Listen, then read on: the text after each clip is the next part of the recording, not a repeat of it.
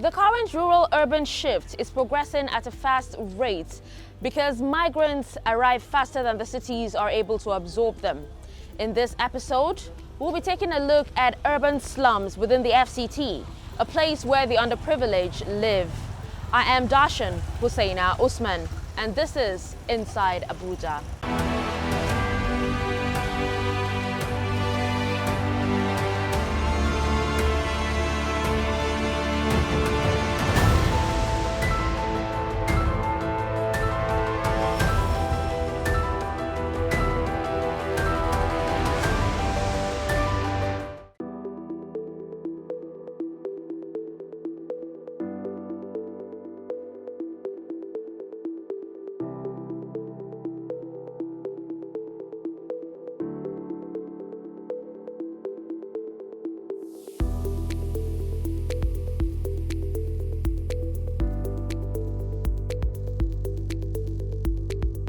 Migration refers to the physical movement of people from one location to another.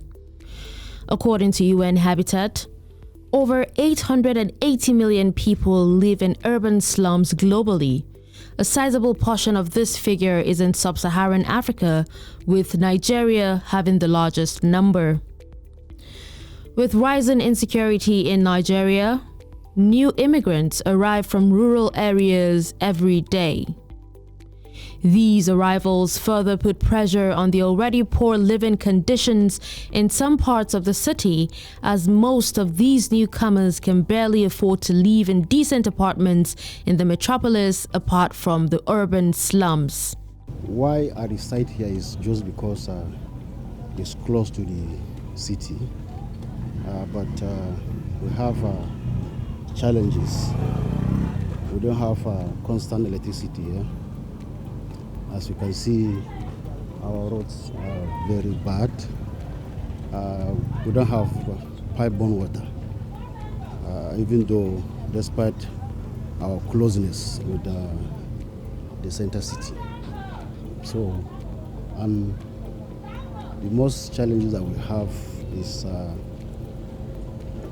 these people are operating like this Babambola, stealing. You can't, this village, you are not safe because of insecurity. We have police here, but they cannot do anything. You can't even go to the outpost, you can't find a single gun. So we are just here, and if you can see, we are very close to the city, but we don't have security here. The police station here don't have a single gun. Even in the afternoon, Bawambola will barge into your house and bring out knife, collect your phone. Honestly, all these bushes that you are seeing, they are hanging around there. If you go and report them to police, police will say, we are coming, we are coming.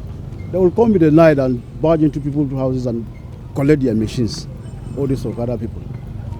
So, it's fact. What we are facing here in this village is terrible. This is the case in Abuja, the Federal Capital Territory, where the growth rate of the urban population is faster than the economic growth. Rural push factors such as decline in income from agriculture, lack of alternative jobs, decline in local economy, and denied access to basic facilities further encourage people to move to cities in search of better lives. Congestion, increased house rent, bad road network, lack of potable water, hygiene, proper drainage systems, insecurity, unemployment, high crime rates. These are some of the challenges facing urban slums within the Federal Capital Territory. Because of the bad road and demolition of a thing, so even when we have shops, sometimes they will come and break it down. They will be moving from one place to another. Even our old customers, they cannot locate us again for a few times before they will still find where we are. So we are not too okay, and the business is not moving well. Like if we stable one place, our customers, they will be looking for us. But now, because of the problem of demolition, we'll move from one place to another and we'll still look for new customers to buy.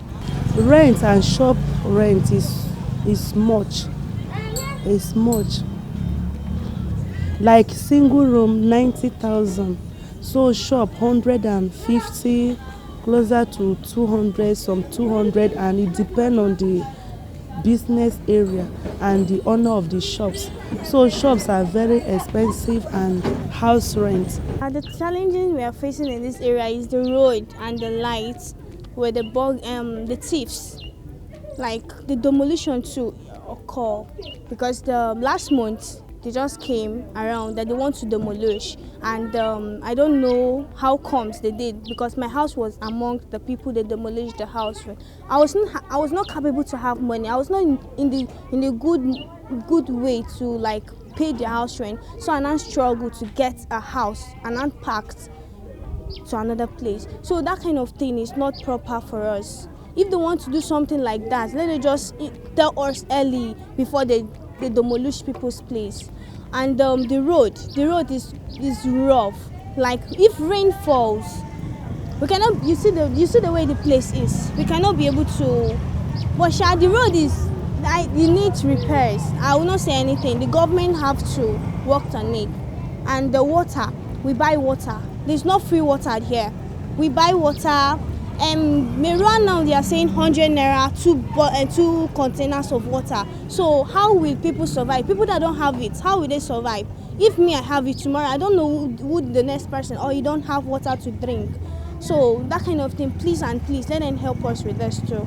We are really facing a lot of challenges about this Babambola in this area. For example, you see them going around with big sack.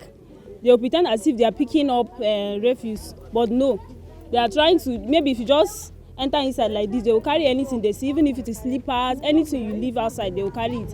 Sometimes they will come in the night with cutlasses and attack you that you should open the door. If you don't open it, they will break the door and enter inside and carry all your things. This area is very dangerous, maybe because some people are going work, on their way coming back. Yambola used to attack them, collect their phone. Before the woman to collect their phone, said they use his dagger, deal with them before they collect their phone for their hand. With their address, they go no say na Babambola now. We no get water for this area. Before we get water na suffer. We go buy this Milua.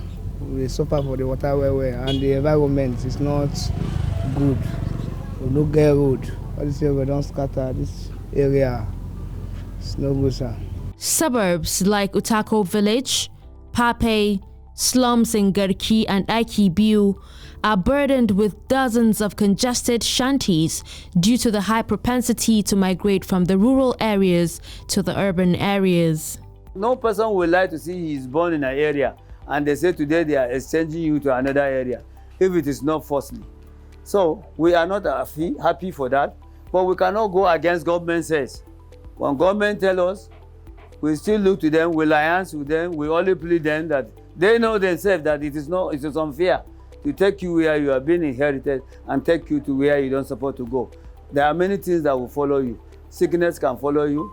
You will drink bad water. Many things will challenge of lands. Those you went to meet them will follow after you. So many things. And while we are staying here, many challenges come. When we go to the main road, they say you stay main road. When we do that, they say you do, and we cannot do. We have been the people in a rural area who have been living, we have been used with the system of rurality. So when this wise men come to say this is how we do, we are finding it so difficult. So government have to be so at least plead with us and always try to understand us with the baggies that things are not so easy to us to dance the tune they want us to dance. They have to be patient with us in one thing to other. So that's the little things I can be able to tell you, that we are finding some more difficulties. Tomorrow they will say demolition. Tomorrow they say the place is looking tight. So we try our own best. There's nothing we do. And everybody knows how the country is now. So everybody is just trying to survive in life. Today they push you here, push you there. How can you do?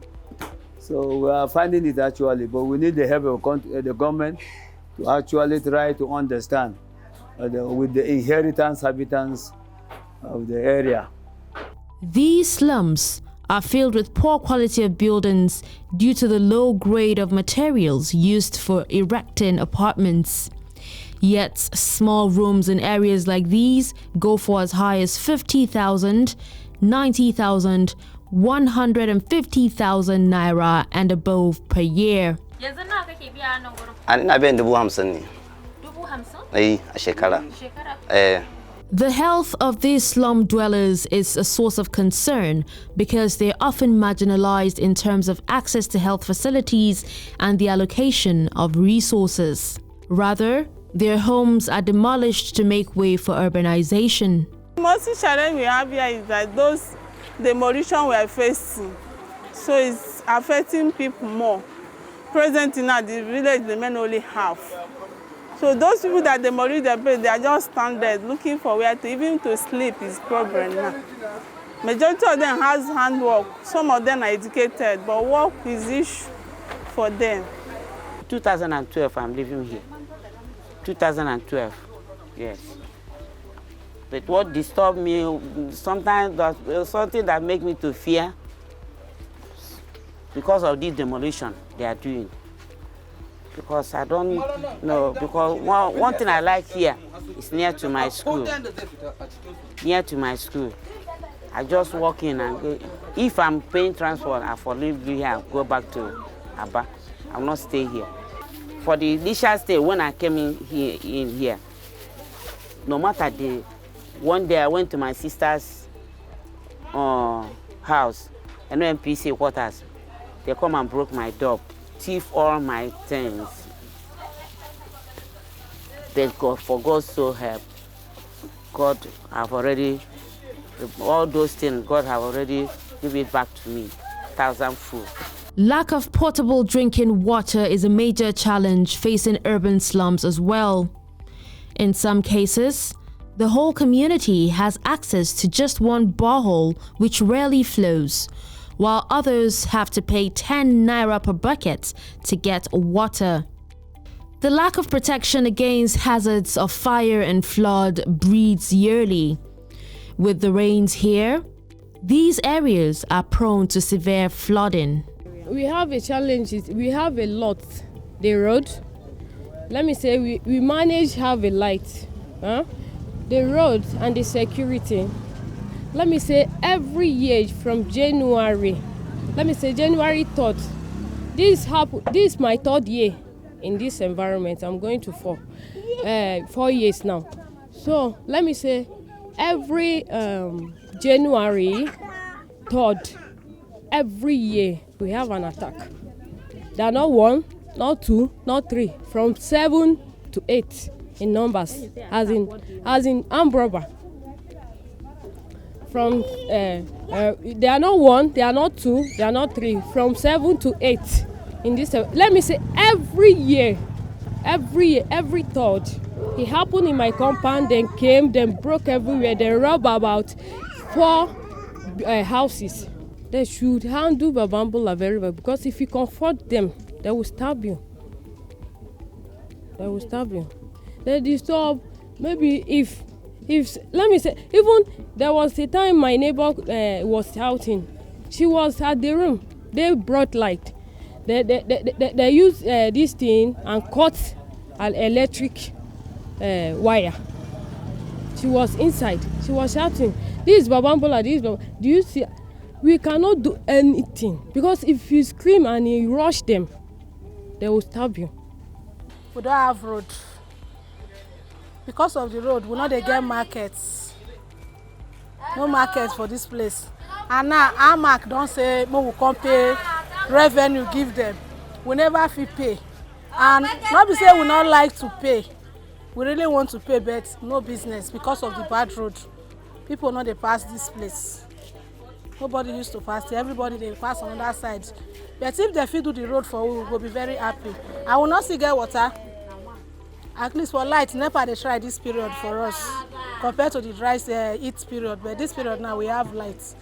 So if they fit do the road for us, we'll go there very happy. Lack of proper drainage makes it difficult for water to seamlessly pass through without ravaging rooms and houses. Aside pollution, lack of toilets with the attendant open defecation makes hygiene an added burden on them. In the end, These poor sanitary conditions increase risk of infectious disease epidemics such as cholera in such communities. The large refuse dumps and a poor waste disposal system clearly portends huge health risks for residents. Living in this neighborhood has not been easy, because the sanitary situation here is really poor. In terms of hygiene, people, this kind of thing can lead to a lot of infection, and a lot of people may not have the money to afford the needed medication from time to time. You see, they don't take care of the hygiene very properly, especially the ladies. There's no clinic around there that is accessible and affordable for the people. Look at the drainages. Look at the air we are even breathing. The air pollution alone can cause a lot of, health hazard. You talk about those who don't even have stable source of income. Where would they get the money from to take care of themselves? To buy drugs for pregnant women, a fee for them. It's not easy. People can just defecate anywhere. You see a married woman, you will just open body anywhere and shower. The place seems though as if it's covered, but it's not properly covered. When you're taking your bath, people might really see that someone is there. So these are the things we think. Another thing that is bothering a lot of people here is the issue of demolition. Like the previous guys said, you live here today, you are not sure if you'll be here tomorrow. And so many people that are living here, most of us are poor people. Despite all these challenges, people with big dreams are also found in such dwellings. I have a dream about the future of this country, to vie for the position of the president of this country. And because what I see thus far is that the way this country, we can lead this country out of insecurity, out of economy destabilization, and a lot of problems is just the youth. Living in this community, in my own view, is just a phase of life, which it's a thing that happens to every man. Some do not have the opportunity to experience it, but if you have the experience, it's not bad. It's not the end of the world. It's not the end of life. It's just an experience for you to become very strong for tomorrow. Yes. But living in this community, there is light. But the fear at the topmost fear is demolition. The topmost fear of every person is demolition. It can come at any time, it can come unawares, and I feel for a lot of people that have had such experiences in this environment. Residents complain of the lackluster attitude of law enforcement agencies within the community, saying they had to set up local vigilantes to protect themselves from attacks, especially from scavengers. Well, there's a group of vigilantes. They are trying small. Sometimes they used to come out in the night, but not all the time. In terms of security, this place is very vulnerable. People come in from nowhere without any detailed information. I don't know how effective the security network is here, but it's really poor. Bambula and Yeba, they have power on us way. They can even do anything they like on us. They're not used to fear anybody. Even police here, they are not fearing them. Once you catch them, they will tell you, take us to police station. Because when they reach there, they have to escape. They even opened my shop last year, October 1st. They enter my shop and pack all my kaya, all the market I'm selling, pack it all. Still, the person we saw as in the people that said, or at least this is our suspect that we suspect, is looking like Babambula. The person is working, is Babambula, right? But as we saw him suspect him, later out to run, they released this person in police station, and somebody that saw them the time they are breaking the saw, he told us that they are the one that broke the saw. Still yet, they have power and leave the police station. Before you know, they came there and put bathe them, everything has just gone like that. We can't deny the fact that there are some activities or events of some of miscreants or criminal activities that are posing as like a challenge to our security arrangement. And the issue of coming to the issue of scavengers, commonly called as Babambola, we've been checkmating their activities. If you check out the trend, we've been arresting them because scavenging within the FCT is banned, and we have to checkmate the activities and make sure that they are not going against the law. And we've received a lot of reports from members of the public that these scavengers, Babambola as commonly known, they are deviating from their actual activities of picking things from the dumps into they are gradually going into picking valuables from and stealing from the residents. Like some of them, sometimes you don't secure your properties, like generator, they pick it up. You hang your clothes, they pick it up. They go as far as destroying the government infrastructures, the manholes, they pick it up and all that. So the minister has placed a ban on their activities, and we make sure we are enforcing that ban on them. So we've been arresting and picking them up and charging them to court. If you check out the trend of last week, we paraded about 106 of them, which we in collaboration with environmentals, at night we came out and we were able to arrest as many of that Babambola, that number of them in the night. If you ask me what they are scavenging in the night, I don't know, but they were arrested. And the Commissioner of Police FCT sets a special tactical squad, and they are in synergy with environmentals. They are set up at night too. They are patrolling. They are trying to pick up these scavengers who are there stealing and trying to perpetrate some criminal activities of such. We can't say they are all guilty of that, of these criminal activities, but we are profiling them also when we get them, and then before we charge them to court. And we're also destroying some of these shanties because they are aiding some of these Babambola and some of these criminal misfits out there. While these challenges and more persist, some residents cannot imagine themselves living anywhere else. Let them stop their demolition. It's not good, because it's where poor masses are living, earning their life. Who don't have money to go and pay 1 point something in next state. Even boys' quarter there is 1 point. Nobody have such money here. Here is where poor masses are living. I'm begging them to leave us to stay. The population of the world's cities has doubled in the last 30 years and is expected to double again in the next 20.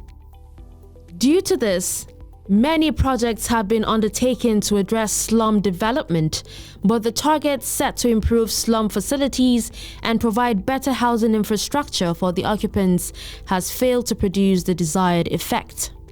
As growth in poverty and slums are entwined, eradicating urban slums is one of the toughest challenges presently facing our society, even though it demands immediate attention. To address the issue, calls have been made to the government to intensify efforts to create more opportunities in the rural areas. All we know, government know the right thing. The government cannot just come and demolish the area. They say you cannot take what you cannot give. So they cannot come and enforce and take what they cannot give us. So if there is something they want to take from us, there must be a unanimous arrangement. There must be a unanimous understanding that if they collect to us, they have something to give us. But not to tell us that we are not human beings to take us like that. I think it cannot be possible like that, because there is law. And law that buying on it.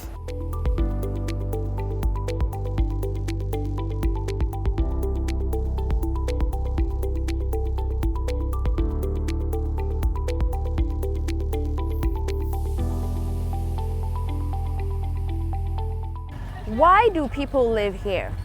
How did it get to this? Can there be cities without slums? Is the government even aware of these dwellers' existence? These are some of the questions being asked. And with that, we've come to the end of this episode of Inside Abuja. Until next time, I'm Darshan Hussaina Usman.